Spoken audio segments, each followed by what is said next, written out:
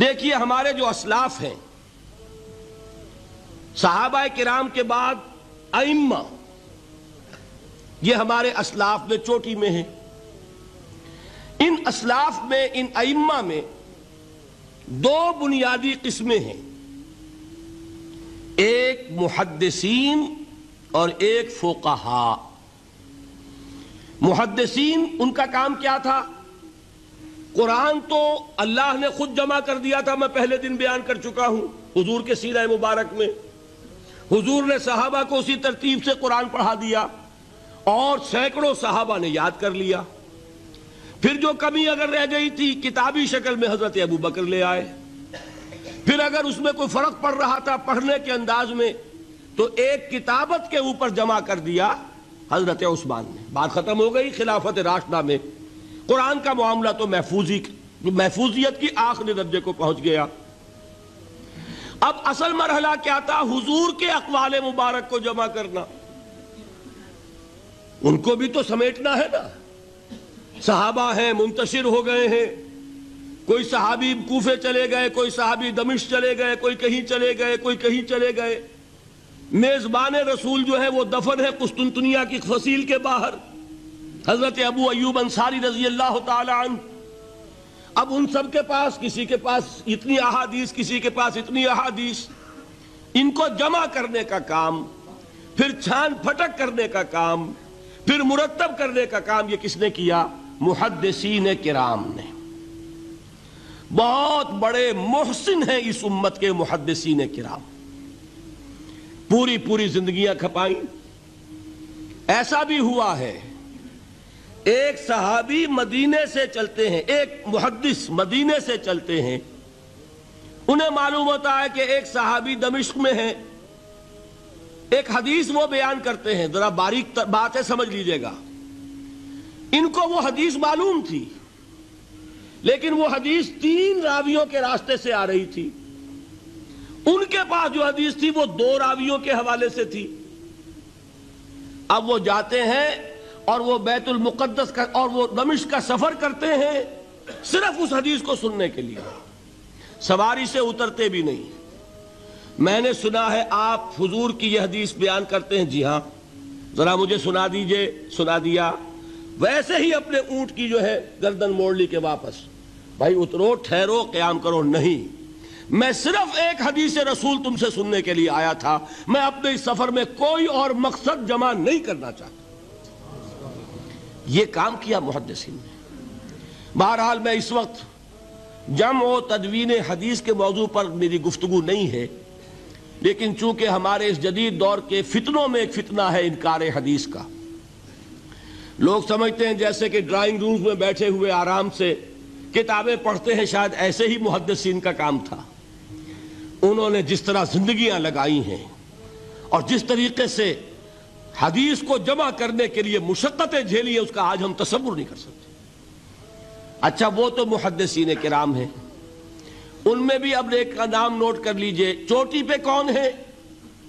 امام بخاری، امام مسلم، امام ترمذی، امام احمد ابن حنبل، امام ابن ماجہ، امام ابو داؤد، سب ہیں، لیکن چوٹی پر رئیس المحدثین کون ہے؟ امام بخاری۔ اچھا، اب تیسرا طبقہ ہے ہمارے ہاں، دوسرا، وہ ہے فقہاء۔ قرآن بھی جمع ہو گیا، حدیث بھی آ گئی، اب اس سے احکام نکالنے بھی تو ہے نا، استدلال کرنا ہے، حدیثوں کو جوڑنا ہے، قرآن کے ساتھ ان کا ربط تلاش کرنا ہے، اور پھر کوئی حکم تلاش کرنا ہے، اجتہاد کرنا ہے۔ یہ کام جنہوں نے کیا انہیں ہم کیا کہتے ہیں؟ فقہاء کرام۔ اور ان میں بہرحال جو لوگ یہاں جمع ہیں، مجھے یقین ہے کہ وہ اس بات کو تسلیم کرتے ہوں گے کہ ان میں چوٹی پر ہیں امام ابو حنیفہ رحمۃ اللہ علیہ، امام اعظم۔ ٹھیک ہے، کسی کی رائے ذرا مختلف بھی ہو سکتی ہے، کوئی شافعی مسلک کا ہے تو امام شافعی کو بہرحال وہ اونچا درجہ دے گا، مالکی مسلک کا ہے تو امام مالک سے اسے زیادہ نسبت ہے۔ لیکن واقعہ یہ ہے، پوری دنیا نے تسلیم کیا ہے کہ قانون کا جتنا سینس امام ابو حنیفہ کو ہے، قانون ایک علیحدہ شے ہے، اخلاقیات علیحدہ چیز ہیں، ایک شے کا اخلاقی تقاضا کچھ اور ہے، قانونی تقاضا کچھ اور ہے۔ آپ کو کسی نے تھپڑ مارا، اخلاقی تقاضا کیا ہے؟ معاف کر دو بھائی، اور قانونی تقاضا کیا ہے؟ جوابی تھپڑ رسید کرو، اس لیے کہ اگر یہ نہیں کرو گے تو اس کی ہمت افزائی ہوگی، یہ کسی اور کو بھی تھپڑ مارے گا۔ قانون کا تقاضا یہ ہے، السن بالسن، دانت کا بدلہ دانت، والاذن بالاذن، کان کا بدلہ کان، قانون یہ ہے۔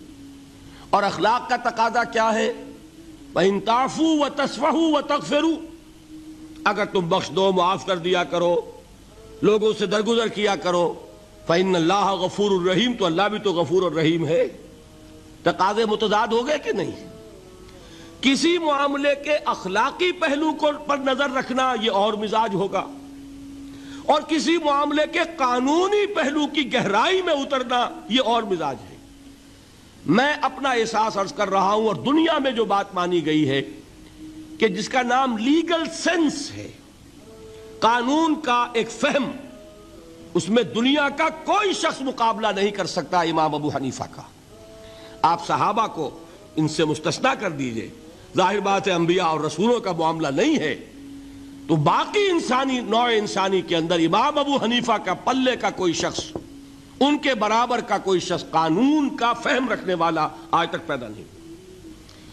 تو سید الفقہاء کون ہوئے؟ امام ابو حنیفہ۔ اور رئیس المحدثین کون ہے؟ امام بخاری۔ یہ ساری جو میں نے اس وقت آپ کو تمہید بیان کی، وہ اس مسئلے کے لیے پریشان کن مسئلہ یہ ہے کہ امام ابو حنیفہ کی طرف یہ بات منسوب ہے کہ وہ یہ فرماتے ہیں الایمان قول، ایمان نام ہے صرف قول کا، عمل اس میں زیر بحث نہیں آتا۔ ولا یزید ولا ینقص، وہ ایمان نہ گھٹتا ہے نہ بڑھتا ہے۔ ایک سٹیٹمنٹ سمجھ میں آ گیا نا؟ اب دوسرا سٹیٹمنٹ سنیے، وہ ہے امام بخاری کا، رئیس المحدثین کا، الایمان قول وعمل، ایمان نام ہے قول اور عمل کے مجموعے کا، قول اور عمل دونوں چیزیں ایمان میں شامل، وَيَزِيدُ وَيَنْقُصُ، وہ گھٹتا بھی ہے بڑھتا بھی ہے۔ ایک مسلمان کو پریشان ہو جانا چاہیے کہ نہیں؟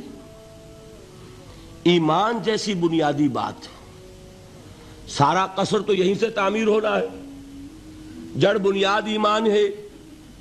ایمان کے بارے میں کوئی 14ویں صدی کے 15ویں صدی ہجری کے کوئی علماء ہوں، بڑے سے بڑے ہوں، ان کا اختلاف ہو جائے تو تشویش نہیں ہوگی۔ یہ کن کے درمیان اختلاف ہو رہا ہے؟ رئیس المحدثین امام بخاری اور سید الفقہاء امام ابو حنیفہ۔ اور کتنا بنیادی اختلاف، بظاہر متضاد باتیں، بظاہر کہہ رہا ہوں میں نے کہا تھا مجھے پہلے آپ کو پریشان کرنا ہے، پھر تاکہ آپ کی سمجھ میں بات آئے یہ پریشانی رفع کیسے ہوتی ہے، اسی سے علم میں اضافہ ہوتا ہے۔ بات جو ہے وہ گہرائی کے ساتھ سمجھ میں آتی ہے کہ مسئلہ پہلے سامنے ہو، مسئلے کی اہمیت سامنے نہیں ہوگی تو آپ توجہ اتنی نہیں کریں گے۔ تو دیکھیے تضاد کتنا ہے، بعد المشرقین جسے کہتے ہیں ہم اپنے محاورے میں، کہ ایک مشرق کی بات ہے تو دوسری مغرب کی ہے۔ الایمان قول، نہیں، الایمان قول وعمل، تضاد ہے نا۔ لا یزید ولا ینقص، نہیں، یزید وینقص۔ تو یہ تو معلوم ہوتا ہے کہ بہت زبردست اختلاف ہے جو حل نہیں ہو سکے گا۔ اللہ تعالیٰ کا شکر ادا کرتا ہوں، اس نے اس کا حل سمجھایا۔ اور کیسا سمجھایا؟ میں پورے انشراح صدر کے ساتھ کہہ رہا ہوں، اس میں کوئی تصنع نہیں، کوئی تکلف نہیں۔ میرے نزدیک دونوں باتیں 100% درست ہیں۔ یہ نہیں کہ 50% یہ درست 50% وہ درست، نہیں، یہ بھی 100% درست، یہ بھی 100% درست۔ فرق کیا ہے؟ محل مختلف ہے۔ امام ابو حنیفہ قانونی ایمان کی بات کر رہے ہیں اور امام بخاری حقیقی ایمان کی بات کر رہے ہیں۔ قانونی ایمان کے اعتبار سے 100% درست ہے یہ بات کہ وہ صرف قول ہے، عمل نہیں، زیر بحث آئے گا۔ ایک شخص نماز نہیں پڑھتا کافر نہیں ہے، نماز کا منکر ہو جائے کافر، زکوٰۃ نہیں دیتا فاسق ہے فاجر ہے، کافر نہیں ہے، زکوٰۃ کہہ دے کہ ہے ہی نہیں دین میں، کافر۔ فرشتہ کس نے دیکھا کیا پتا کیسا ہوتا ہے؟ حضور نے بھی اصل فرشتہ اپنی اصل ملکی شکل میں صرف 2 دفعہ دیکھا ہے، ورنہ تو انسانی شکل میں آتا تھا یا نظر ہی نہیں آتا تھا۔ 2 باتیں تھیں، وہی ہو جاتی تھی، نظر کوئی نہیں آتا تھا، یا انسانی شکل میں نظر آیا۔ اصل ملکی شکل میں حضرت جبرائیل کو 2 مرتبہ دیکھا۔ وَلَقَدْ رَآهُ بِالْأُفُقِ الْمُبِينِ وَلَقَدْ رَآهُ نَزْلَةً أُخْرَى عِنْدَ سِدْرَةِ الْمُنْتَهَى، ایک مرتبہ افق مبین پر دیکھا، ایک مرتبہ سدرۃ المنتہا کے پاس جبرائیل اپنی اصل شکل میں ظاہر ہوئے۔ اب ظاہر بات ہے ہم نے تو نہیں دیکھا نا، لیکن ہم مانتے ہیں جبرائیل کو، مانتے ہیں فرشتوں کو، نہیں مانیں گے کافر ہو جائیں گے۔ تو معلوم ہوا کہ قانونی ایمان جس پر دار و مدار ہے کفر اور اسلام کا، اس کا کل دار و مدار صرف قول پر ہے، ماننے پر ہے، اقرار باللسان پر ہے۔ یہ بات آپ نے سنی ہوگی، امام ابو حنیفہ کا قول ہے 100% درست کہ گناہ کبیرہ سے بھی انسان کافر نہیں ہوتا۔ کبیرہ گناہ ہے، شراب پی ہے، کافر نہیں ہے، حد لگا دو۔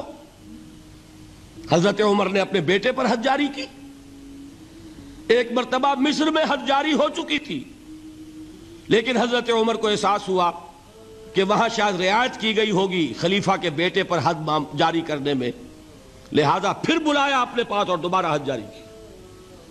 حد جاری کرو لیکن کافر نہیں ہوگا۔ اگر کسی سے زنا ہو گیا ہے، میں آپ کو واقعہ سنا چکا، غامدی خاتون، حد جاری ہو جائے گی، لیکن یہ کہ اس کو کافر نہیں کہہ سکتے۔ کافر کیا کہیں گے؟ میں تو سنا چکا آپ کو کہ ذرا کسی نے کہہ دیا بے حیا عورت تھی تو حضور نے کیسی ڈانٹ پلائی ہے، کتنا اس کا رتبہ بیان کیا ہے۔ اس نے تو وہ توبہ کی ہے کہ مگر مدینے کی پوری آبادی پر اس کو تقسیم کر دیا جائے تو سب کی نجات کے لیے کافی ہو جائے۔